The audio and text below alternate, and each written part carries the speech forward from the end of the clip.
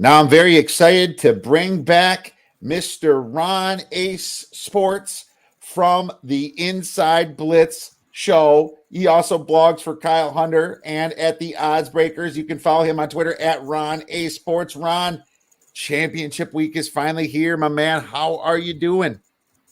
It's been a great and a long season. Love the football season. It's pretty much the only sport I handicap. So I go into it beginning in July and August, do all the prep work. We talk about the process, and the process is unfolding all the way through 10 games roughly for the championships this week, and then on to the bowl games, and then it's siesta time. So let's enjoy it while we can. Let's enjoy it while we can. But hey, they threw 11th game in because the Buffalo one that was canceled is being played this week as well. I don't know if we need to talk about Akron versus Buffalo, but I was kind of hoping that wouldn't be played because it would have avoided one of my future plays. But now that it's played, yeah, it's there. Akron under? No, actually Buffalo under. So that's a dangerous one. It looks like Buffalo will probably win that game. And, these things happen in terms of the canceled games and stuff like that. I took a couple of other canceled games, Virginia Tech, but the season's been really, really good otherwise.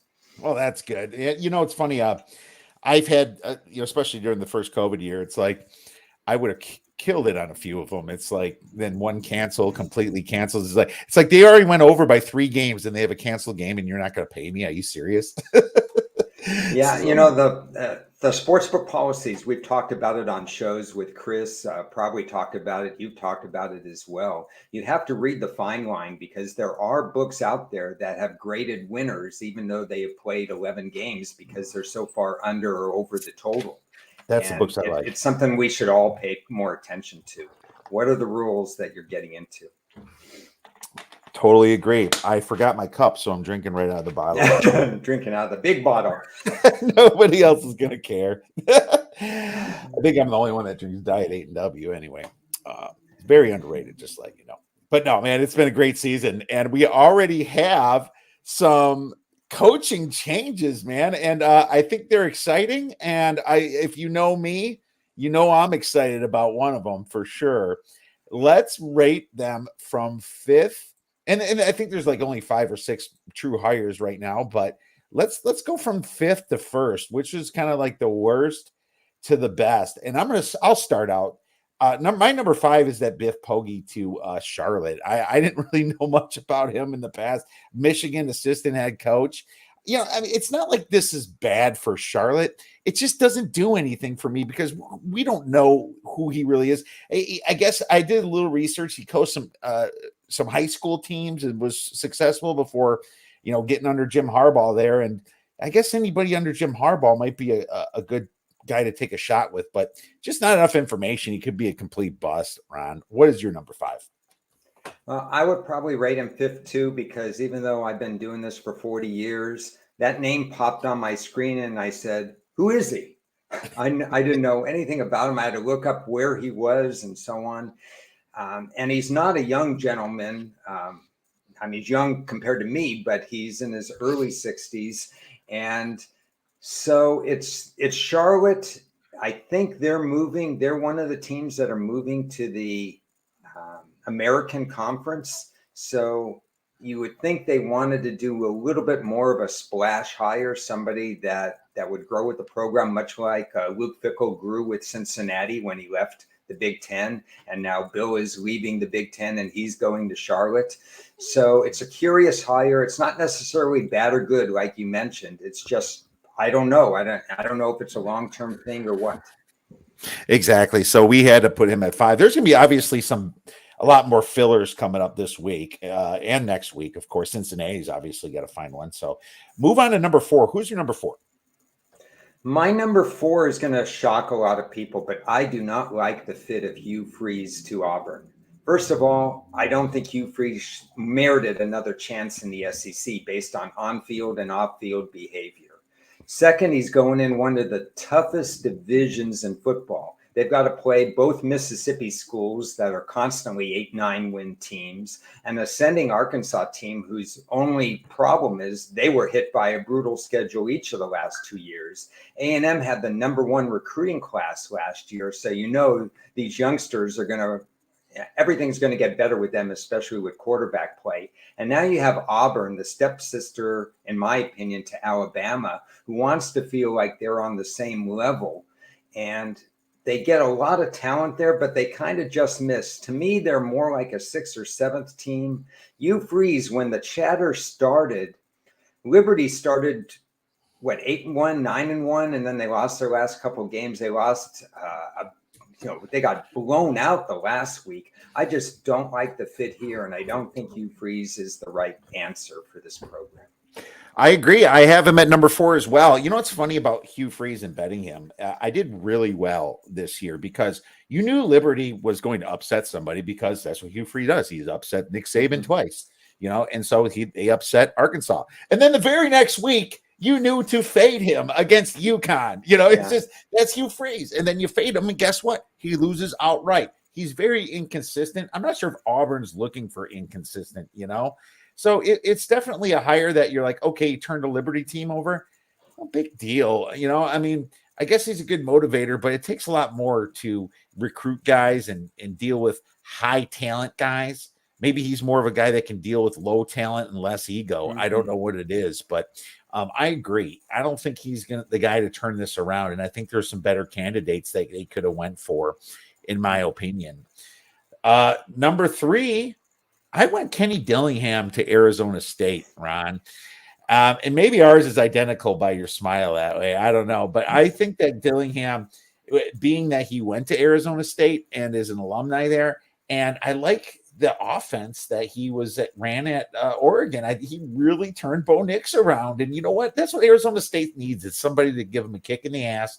They've had all those really weird years and bad recruiting and, under investigation and all that with Herm Edwards and Graham before and everything. And I think he's a great hire I'm going to say good hire. That's why he's number 3. What are your thoughts?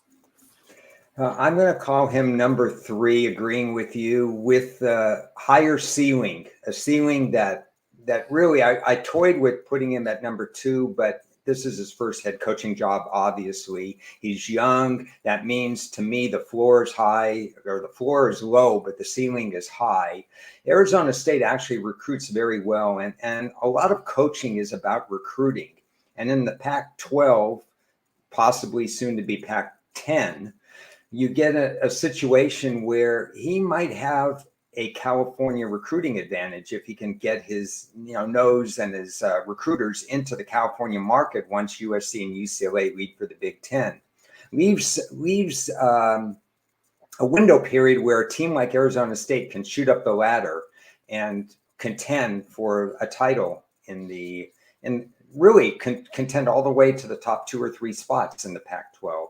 So I think this is more about, can he recruit more than can he coach? The players are there. He just has to make sure that he can stop people from leaving with the transfer portal and get new players in. Fair enough. And I agree with that 100%. Who's your next one? Number 2. My next one then would be Matt Rule at Nebraska. This has a chance for failure in a way. Nebraska has been a patient team, a patient fan base for 40 years, ever since they were on my radio station, KIEV in Glendale, California. Nebraska games were on with Bob Devaney and in the way back era and so on. This has been one of the greatest fan bases, but now they're getting a little antsy because nothing has happened in the last 10, 12 years, and they've shifted into mediocrity. Matt Rule is more of a college coach. He's a program builder. We saw what he did at a couple of different schools. He's not a quick fix guy. So I think the fit is good at Nebraska because they're willing to be a little bit patient. And I think fundamentally his defenses are going to play better than Scott Frost. But I'm not sure it's a wow hire that's going to get recruits to come to Nebraska like the old days. So the Michigans, the Penn States, the Ohio States, and maybe a couple of the others are still going to win the recruiting battles. I think this is a I think Matt Rule gets them back into the bowl season sooner rather than later. Whether it becomes an elite splash hire, I still have a few doubts about that. I have him too as well. What's funny is that he was, I believe he recruited Charlie Brewer to Baylor, and he made him look really good, and he turned Baylor around. I think wasn't it Temple before that? I think it was Temple. He really turned Temple around. They were a bottom feeder. So that's why he's number 2, not number 3 for me too. It's like he turned these schools around. But here's my problem with him. He runs something not similar to Scott Frost in college, but he was a very fast-paced coach, not so much in the NFL, but in college, he ran a fast pace. I don't know if that's going to, I guess, change or how that's going to go through with the NFL because, with the Big Ten, because the Big Ten stopped that already, so you scratch your head a little bit. I will say that I think Matt Rule just got a bad draw in Carolina. I think he didn't have any quarterbacks to work with.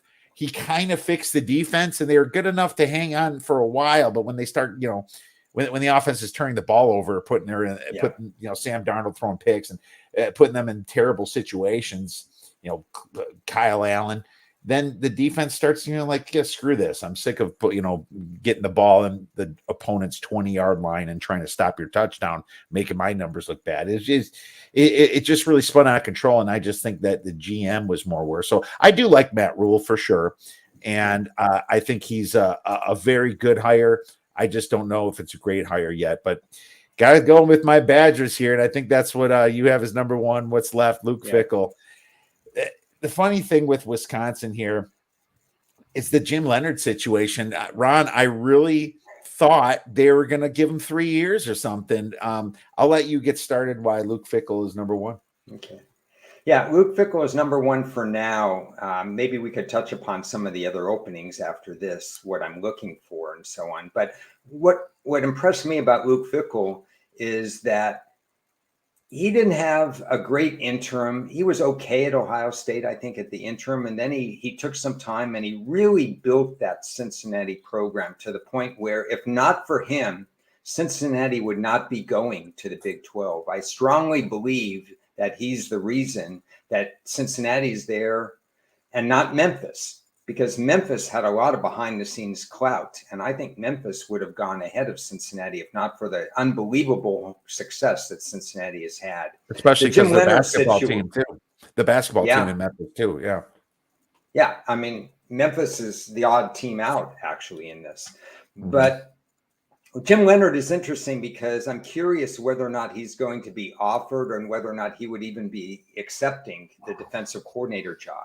Because under Jim Leonard, Wisconsin has been unbelievable defensively, and that could take a hit, at least initially, if Luke Fickell brings his own people in. The long term, though, Wisconsin is in the division where it's pretty much flip a coin right now with all and Minnesota has established itself up there. Illinois is a player now. Iowa is always in the mix. But if one of these teams could develop an offense to go with their defense, it'll be interesting. But Luke Fickell's in the best situation to have immediate results. Yeah, because of the prowess of Wisconsin, he's losing some recruits if Jim doesn't stay.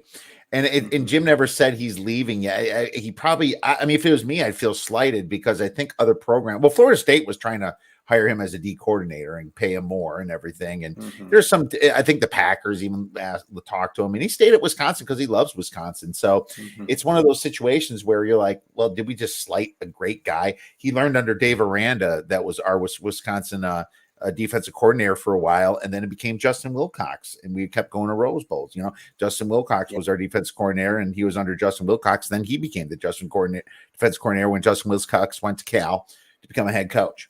Little history there, but it shocked me. But for what Fickell has been able to do, find diamonds in the rough. Wisconsin isn't a 5-star talent guy, type crew. They don't get those players. They needed a big name to get those players. Now, is Fickle a big name? That's debatable. I mean, you got Sauce Gardner, you got Kelsey, Alec Pierce. You know, he was able to get some good talent, but they weren't also highly recruited. He needs to be able to still break into the 4-star receiver, a potentially upside 5, maybe a 5-star here and there receiver, and bring them to Wisconsin. I believe NIL Monday is for the speed personally. And I think Wisconsin can keep going to farm fields and picking up their offensive linemen. That's fine. Yeah. Just get some skill there. So I think Fickle's a great fit. You know, it was one of those situations where like, wow, I'm shocked it's not Jim, but we got Fickle because Fickle's been highly recruited for a long time. So 100% agreement, but we still have some other coaching positions that aren't filled out. How about that Lane Kiffin rumor too? What a weird timing for that thing. You know, that blew my mind, and it wasn't even true. Yeah, I don't like these sideways moves. The move, for example, Nevada last year, the coach goes to Colorado State, and both programs suffer greatly. He takes half of Nevada's coaching staff and 12 of Nevada's starters. Nevada goes into the tank, and Colorado State doesn't fare much better. So when a coach goes from one SEC school to another, that's happened in the past. I'm glad Lane Kiffin stayed. He seems to be somebody who doesn't like to stay at a school very long. We'll see how it goes with Mississippi because he's building that program up. He has one more hurdle to get into. He has got to learn how to beat Alabama. He had him on the ropes, couldn't quite finish the deal this year in a year where Alabama was ripe for the taking. I'm going to be really curious as to some of these hires because Colorado job is potentially a decent job, and you're not replacing any kind of talent in coaching. Even at Texas State, where a bottom 5 coach, if they get in, you know, some hot young offensive coordinator, defensive coordinator, there's room for growth. This is one of the things that I look at very closely in the offseason, the coaching hires, when I put together what might be my season win portfolio.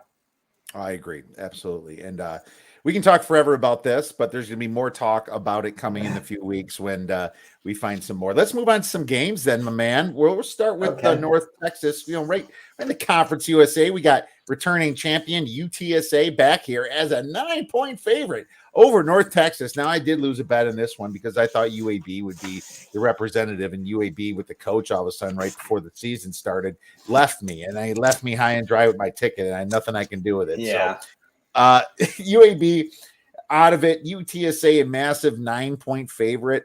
I think I have this a little bit lower. I'm going to see where I have this number at personally.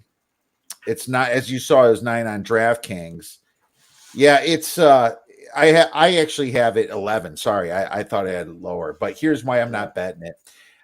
North Texas has a 1.5 net yards per play advantage. UTSA, or sorry, 0.15 net yards per play. It's not that big. UTSA has the better metrics in my opinion.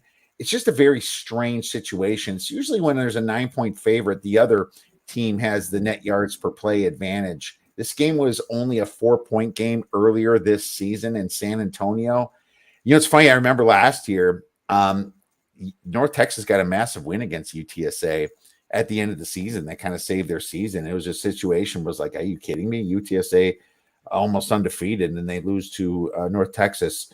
My power rating doesn't match the metrics, so that's what's weird about it. I have UTSA minus 11 on the power rating, but the spread is here is minus 8.5 or 9. So I was a little confused. I guess my lean would go more towards metrics on North Texas. So I'll give you a lean on North Texas and see what your thoughts are.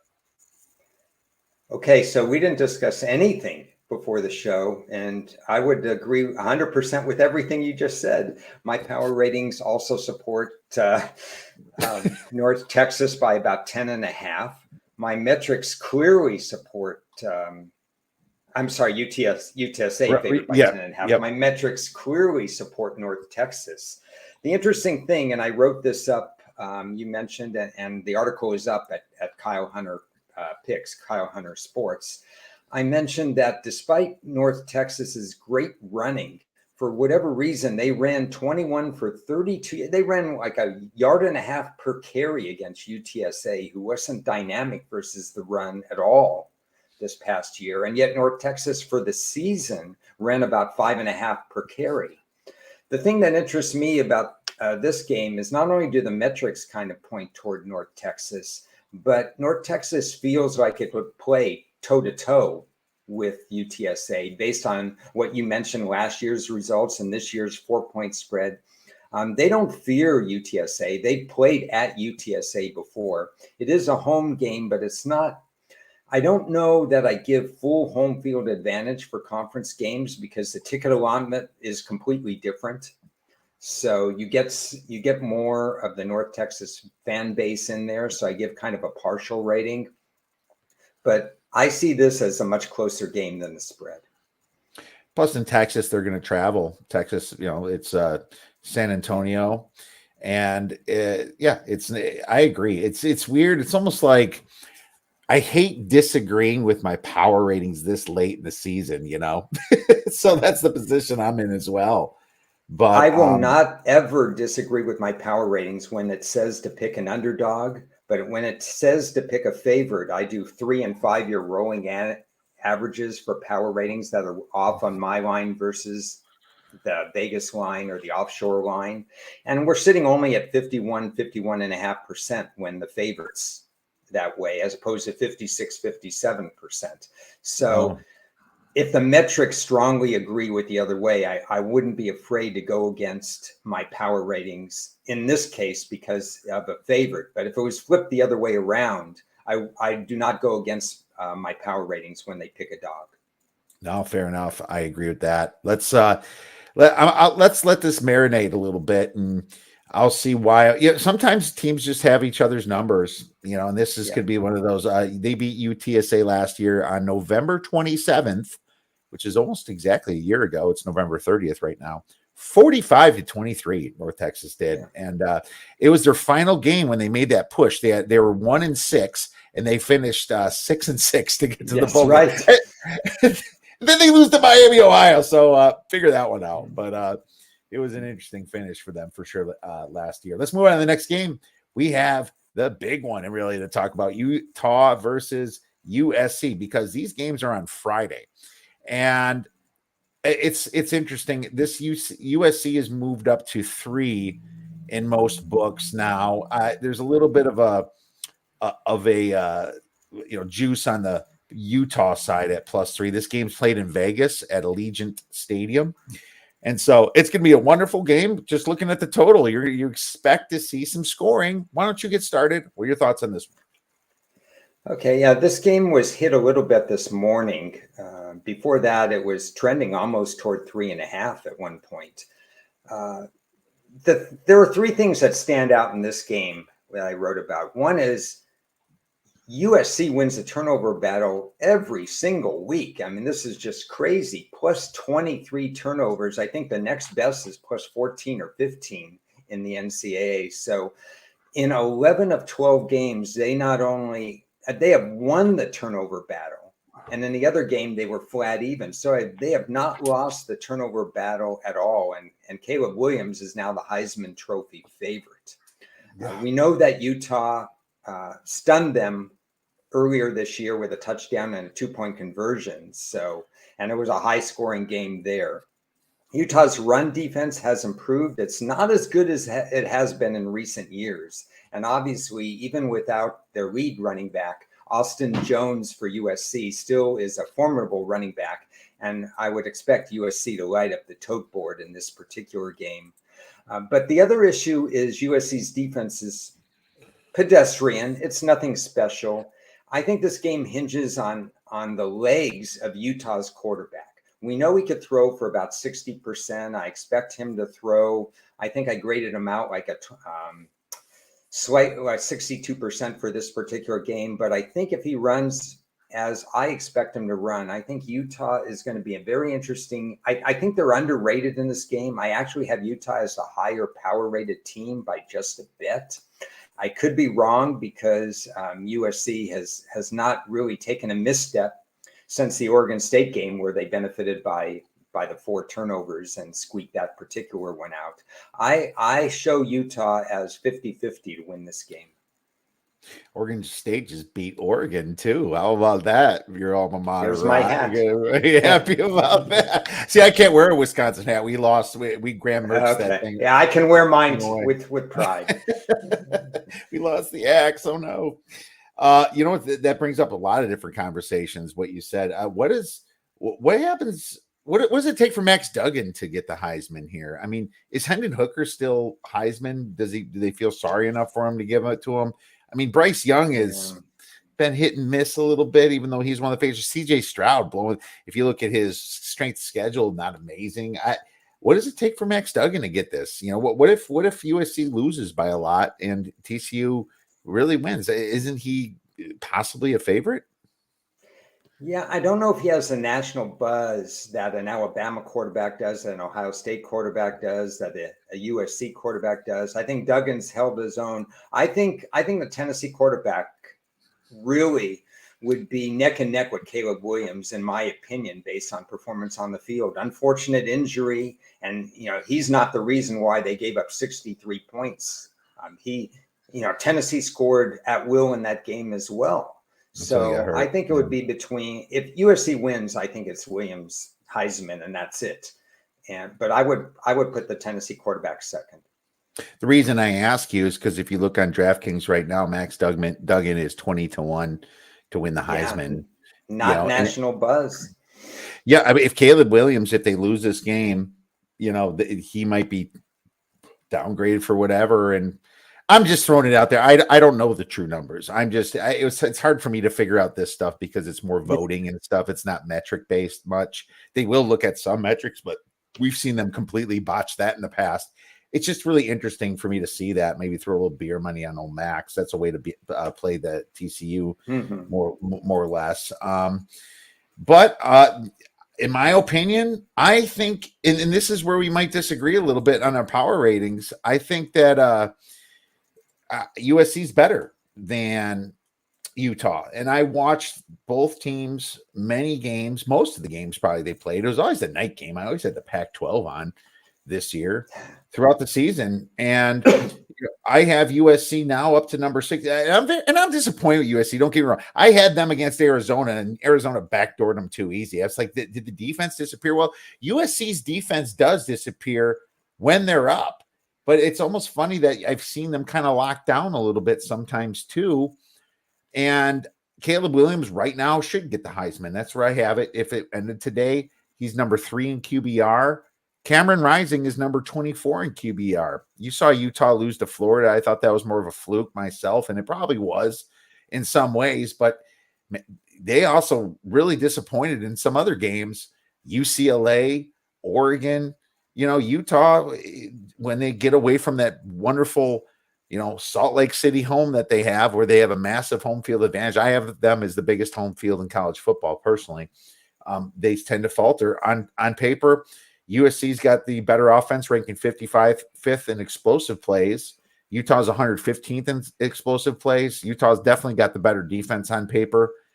But this is just one of those situations where I watched this game and I thought that UCSC got screwed officiating-wise. They were throwing penalties every single chance they had in Utah, and it allowed Utah pass interference their way all the way to that final score to win this game by 1 point. The Utes allow 24 points per game at home, 35 on the road. They allow 35 on the road. USC allows 33 on the road, so that's interesting. I have USC by 4. I played it big at -2, Ron, and it was my biggest play this week. I have options now. I am surprised their money came back so quickly on Utah too, but you say you kind of favor Utah in some ways, but this is one of my better plays. I would play him at -3 as well for 2 stars. So that's the play I'm going to give out. Well, it's, we agreed on all the coaches and everything. We don't want to show where we agree on everything, do we?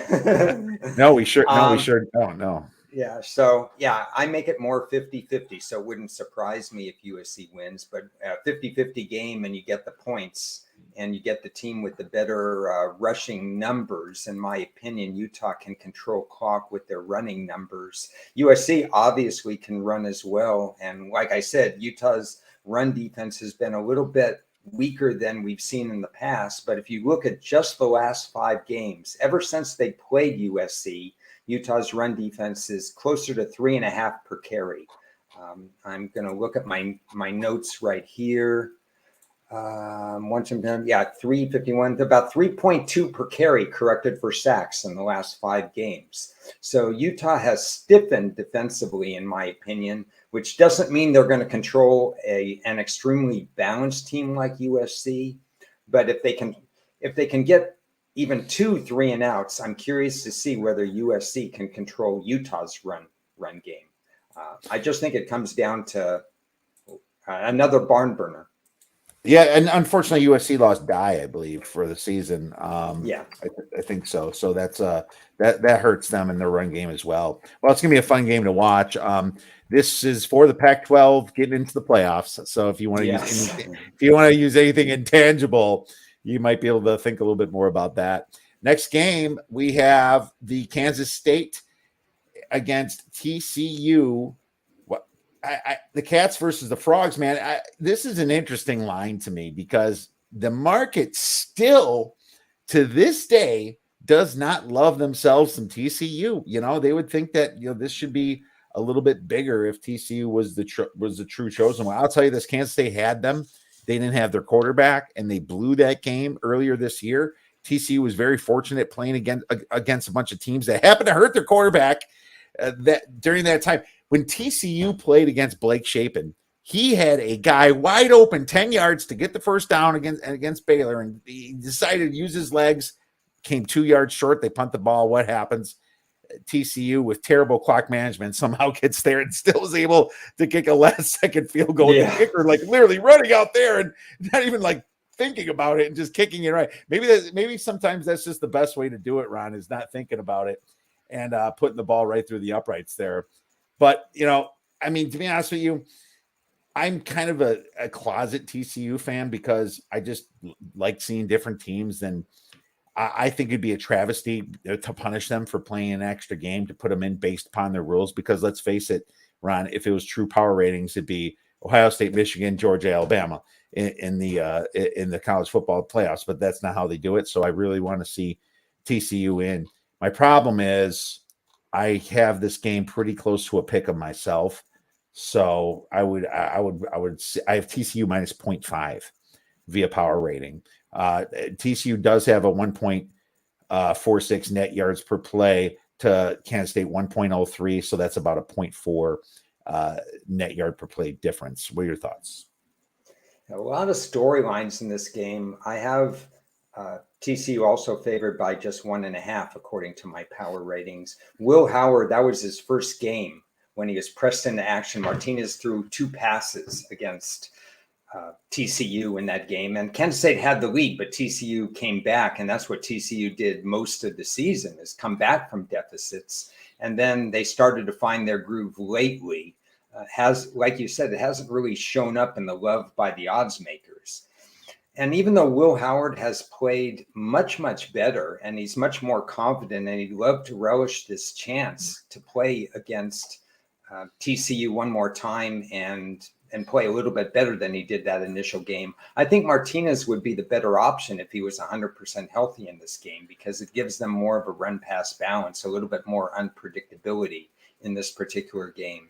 The line, I think, is sitting at 2.5. I'm curious to see if it ever touches 3. I think I would actually be interested in Kansas State at 3. They're very well coached, very disciplined. The health of 2 wide receivers for TCU, Quentin Jefferson, I think, was Quentin Johnson for TCU. He was held out of last week's game. They said it was precautionary. You have to do your homework on this to really get the answers as to why he didn't play last week. So I think he's going to be a go in this game, and he's a big play threat. So that would be really interesting. I'm just really curious to see what Kansas State's quarterback rotation is going to be. So I'm sitting on the sidelines just waiting to digest a little bit more information before kickoff. Me too. I think Johnson would play. Why play him again when you're 10.5 point favorite against a very overrated Matt Campbell in Iowa State? I saw that game and I was like, did you even watch TCU this year with Yeah. all the wide open misdirections happening? It's like that's what they've been doing all year, and you have literally nobody in the vicinity. Matt Campbell, I was very disappointed with him last week, probably because I bet on him as well. No disagreement here at the 3. It's probably a play. It'll probably get gobbled up quick. So if you see a 3, you might want to attack. But right now, it's a stay away from me. And I'm kind of a TCU fan, but I'm more family, so I'm going to play it. Let's move on to the next game here, and it is LSU at Georgia. Georgia minus 17.5. The total here is at 51. So I'll start on this one. You know, LSU was such a fraud coming into Texas A&M last week. I never had them in the top 8 of my power ratings. I don't think I did. Maybe if I did, it was just barely edging the 8. But I will say that I think Kelly has done a good job all in all with the program, and they've already overachieved, in my opinion. I think it was great that they overachieved. But now, I mean, people are kind of in the theory saying, well, Georgia's the number 1.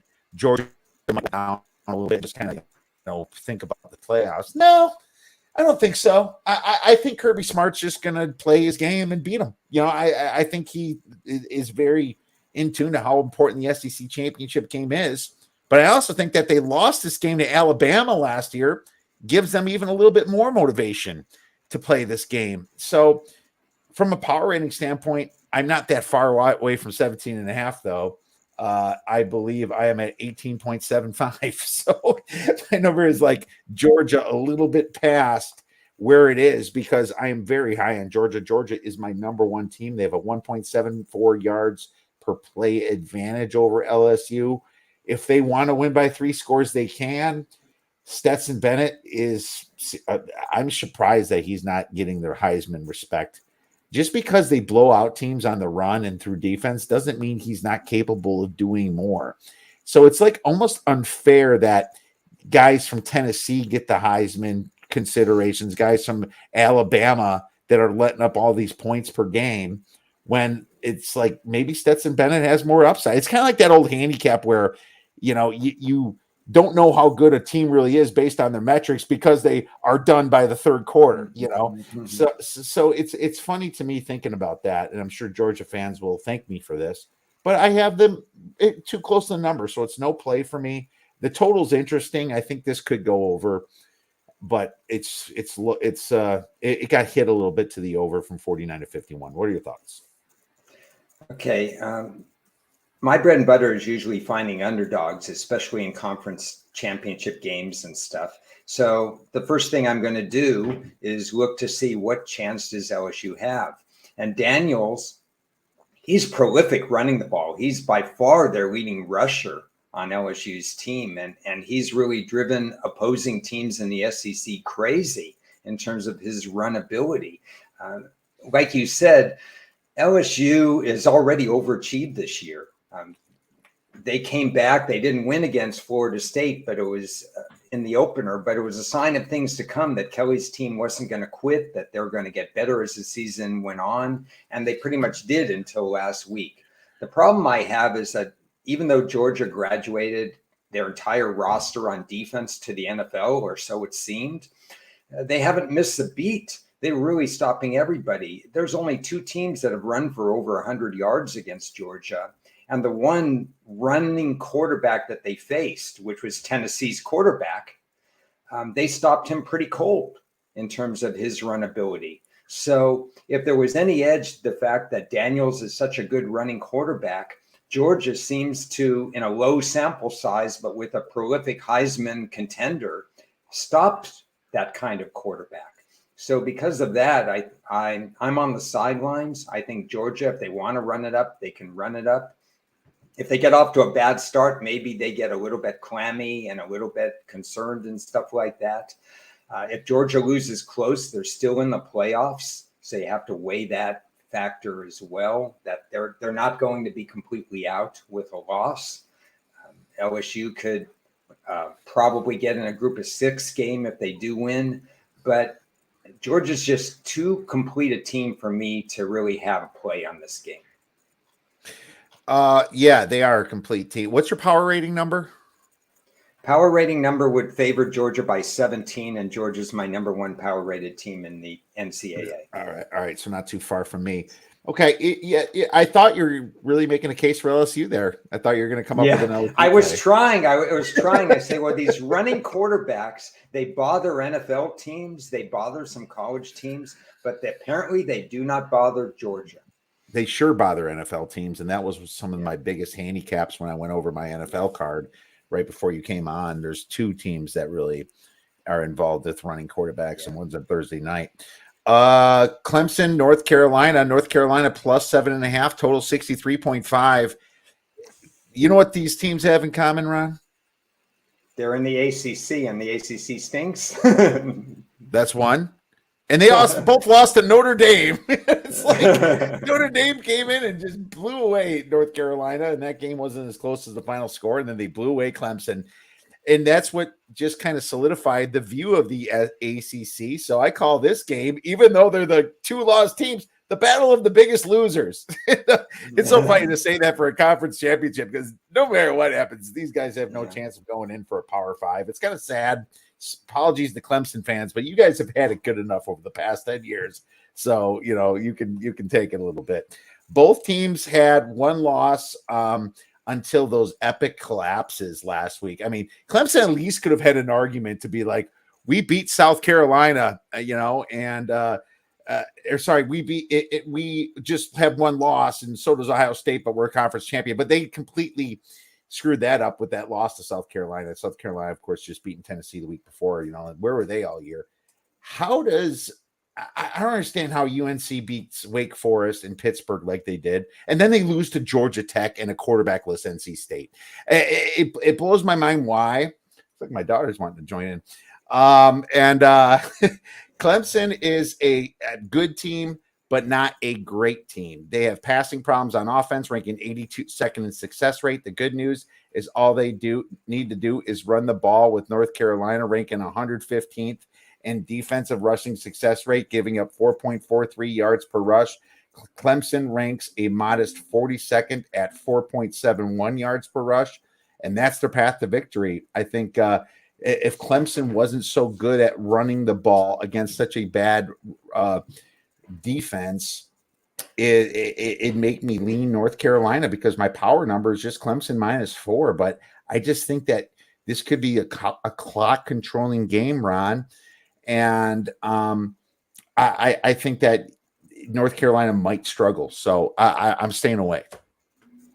Yeah, this is an easy game to stay away, because I can make an argument for both sides.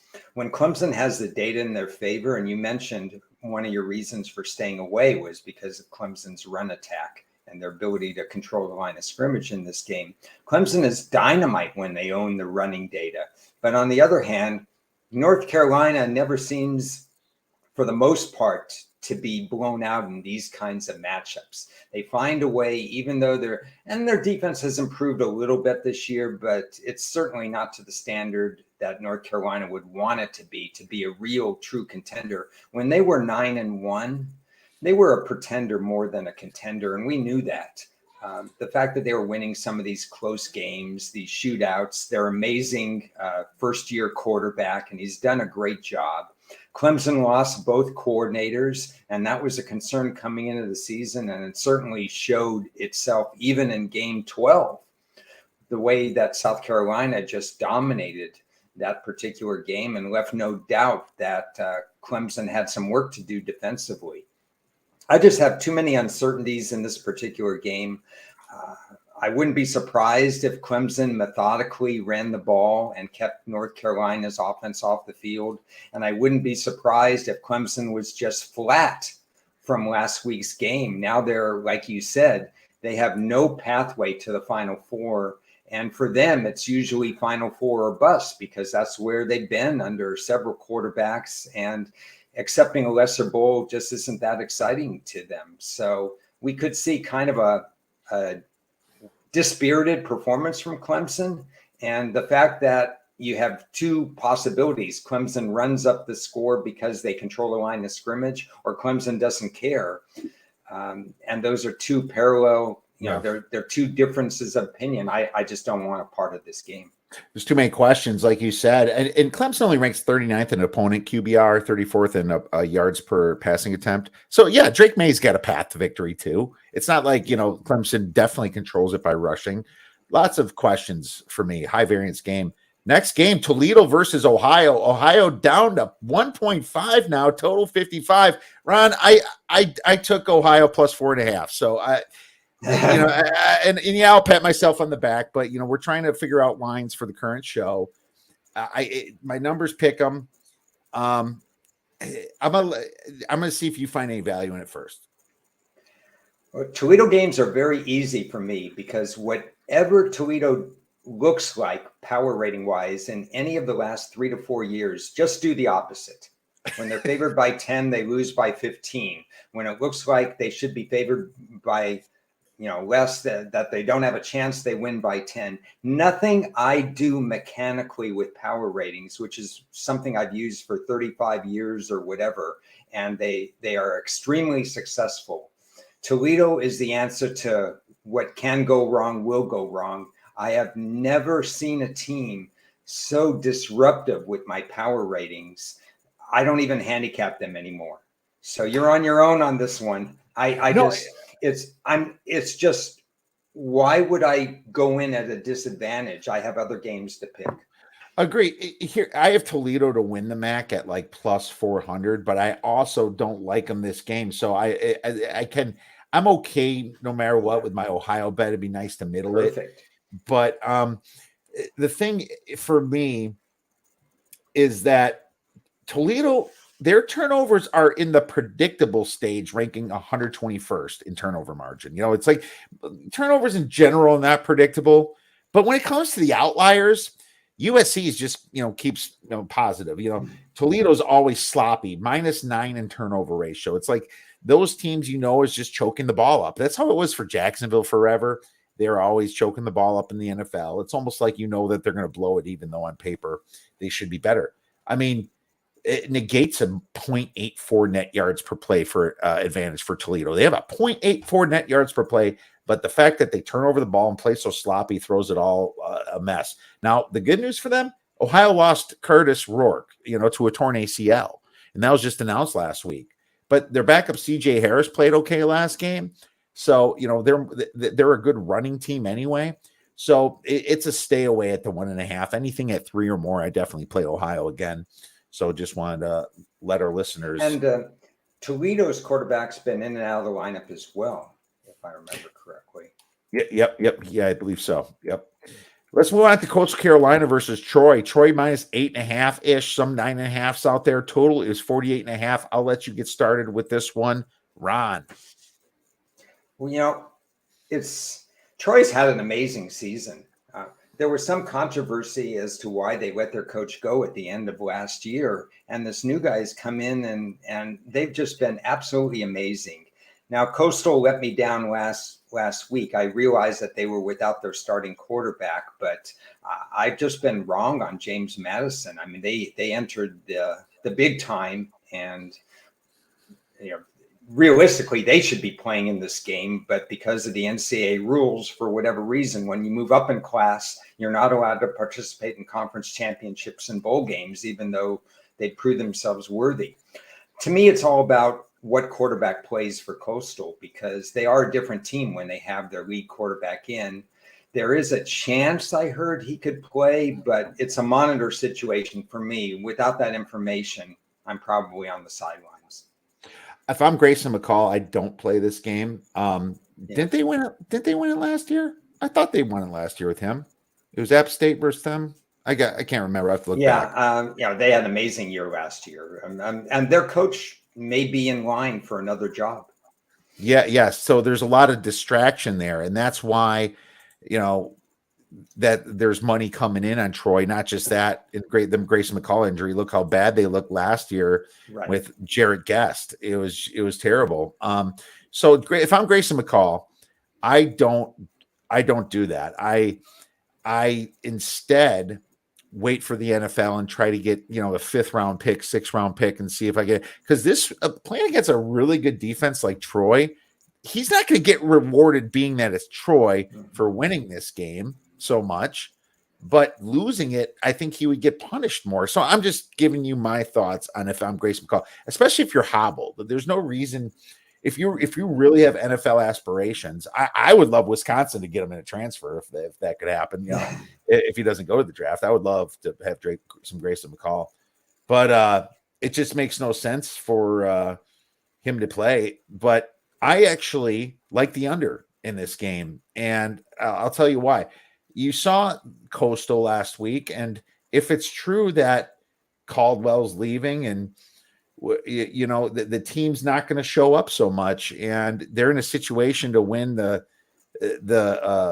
obviously the championship, but it's not going to happen. I mean, Troy is just a much better team. I think Troy would give James Madison a run for their money too. And isn't it? I've never seen a team come from the FCS into the FBS in my years and do this good in my life. I am absolutely shocked on how good James Madison is. Ron, it has just been an amazing story. Just they're not only were in the FCS, they're better than people in the whole Sun Belt. It's just crazy. And the Sun Belt's a good league too. Yes, I know. It just blows my mind. And that's why Sagarin always had them ranked, because he ranks FCS with FBS, them in like the 50s and 60s, last year. They were always a high rank for him. That's why I like looking at his stuff too. But both teams are slow paced. They rank in the hundreds in tempo. Troy's got the solid defense. Coastal now with the backup quarterback, they're just going to try to run the ball a lot. They're not going to put it in his hands a lot. Hopefully it won't get out of their hands because he will have to throw it. But he only threw the ball 23 times at Jarrett Guest last game. And 23 times isn't a lot. I think there's a chance Coastal can't put up any points in this game at all. It's just, there's just so many ways this thing can go under 48. And I took it under 48.5. Troy also doesn't rank super high in offensive success rate, 66 and 76 in offensive EPA. So Troy doesn't have the biggest offense themselves. The weather's calling for rain. I like the under. Yep, I still would play it under 48.5 for a couple stars. Next game, UCF versus Tulane. And Tulane is -3. The total of this game is about 57. Ron, why don't you get started with this one? Well, I had two areas that I was looking at in this particular game. Number one was UCF's quarterback, Plumlee. I believe he's been in and out of the lineup because the other player, he's played in 4 of the last 5 games and he's thrown 85 passes. Plumlee has thrown fewer, but he's a tremendous run threat. And they shared time last week. They shared time actually in 3 of the games. I believe that he was the guy who quarterbacked in their game that they did play against. UCF did play Tulane not that long ago. But in that particular game, Tulane got behind, if I remember correctly, right away. And then they were forced to play catch up in that particular game. Do I have that right? I have to look. Catch up.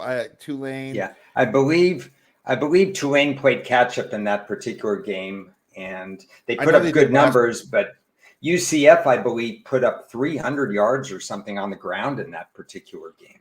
So it was pretty interesting. But Spears, yeah. UCF was ahead most of that game. Yeah, you got it there. Yeah. So both teams can run the ball fairly well in this game, and I expect them to chunk out some yards. I'm just curious. It looks like Tulane's head coach is going to stay. He was being wooed by other programs, but I think I heard yesterday or today that he's going to stay. So there's not going to be some of that uncertainty as to whether or not Tulane's head coach is there. And the line has ticked up a little bit from 3.5 to 4. So I think that works in Tulane's favor, because I was definitely leaning toward UCF in this game with the coaching uncertainty and the fact that both teams can run so well. My numbers point to my power ratings point to UCF only with about a Tulane with about a 2-point advantage.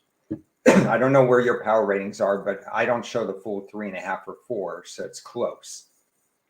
Where are your power ratings on this one? I'm going to pull up the straight power rating. I have UCF dogs by 0.75. Okay, so we're both under the number. Yeah, we're both under it. Yep, and Yeah. I actually have a play on UCF for this one. Yeah, and I was more on. I was probably going to play UCF, and I may still, but I'm wavering a little bit now that the coaching aspect has been solidified for TCU, and they keep it. I don't know if it's as enough of an edge. I guess if the line keeps ticking up, I might have like a pizza play on the 4 points, because I think they're close enough in value that it could be last team has the ball wins. I took the +4, and I had this written at +3, so it did come back some. It's 3.5 now at DraftKings, and okay. So we saw this game. UCF went to Tulane, beat them 38-31, like we were saying. UCF ran all over them for 336 yards, Ron. And I think that's the path to victory. Tulane ranks 55th in opponent rushing success rate, giving up 4 yards per rush. That doesn't bode well when UCF is 14th in rushing success rate at 5.5 yards per rush. And Tulane's been fortunate with +7 turnovers. It's maybe they get the turnover margin this game. And of course, we can't predict turnover margin unless maybe, like I said, if it's a massive outlier, you can say this team's probably going to turn it over. But they've been fortunate. And if UCF just takes care of the ball like they didn't do against East Carolina and a couple of their losses, they're the better team. Sorry, they're the better team. Yeah, yards per play is equal, around 1.2-ish, but give me over 3 points. It's a play. It's a positive EV play, in my opinion, over 3. There's going to be some UCF fans there. Like, we talk about, it's not a true home game. It's close, but they already played at home and won by 7. So I like UCF +3.5 for 2.5 stars, Ron. And so more than pizza for me, my friend. Okay.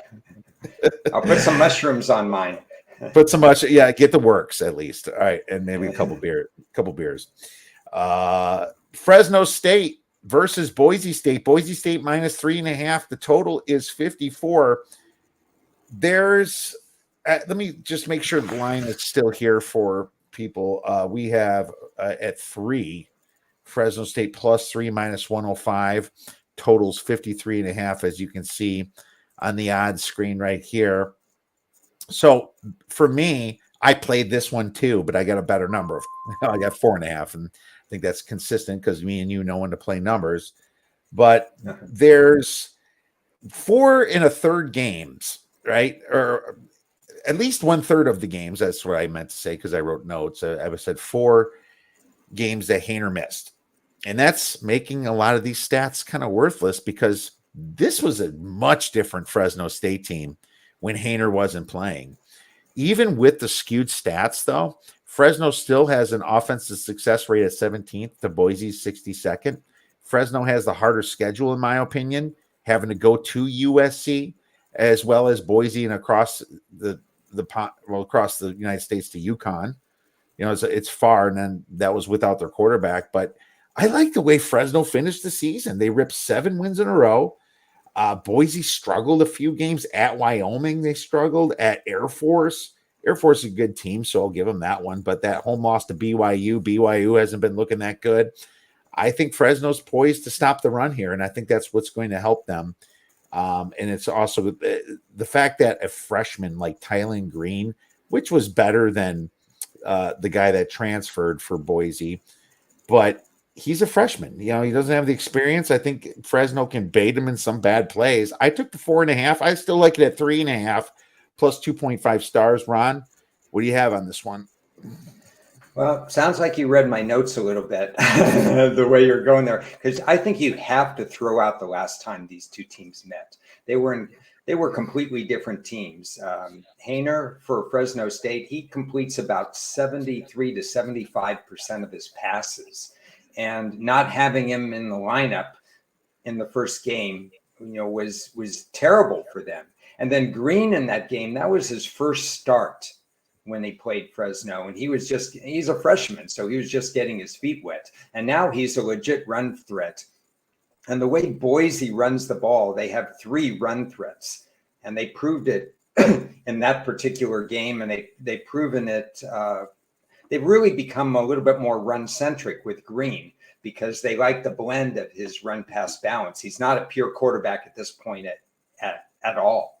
In fact, these two defenses defend the pass so well that it's really about who prevails in the run game. I like the fact that you got 4.5 points, because there's no power rating that would support giving 4.5 points. When we get down to a line closer to 3, well, that might be a little bit of a different story. I can't really play the game because even though my power numbers would favor Fresno as the dog, my on-field metrics tell me that Boise might be able to run the ball sufficiently. The X factor being Haener hasn't played this defense, and maybe he's the best quarterback that Boise will have faced, other than BYU's Hall. And we know that game was a shootout as well. So I'm kind of leaning the other way, leaning toward Boise if the points go down a little bit more, but not with conviction, because of the fact that I know Fresno can pass the ball.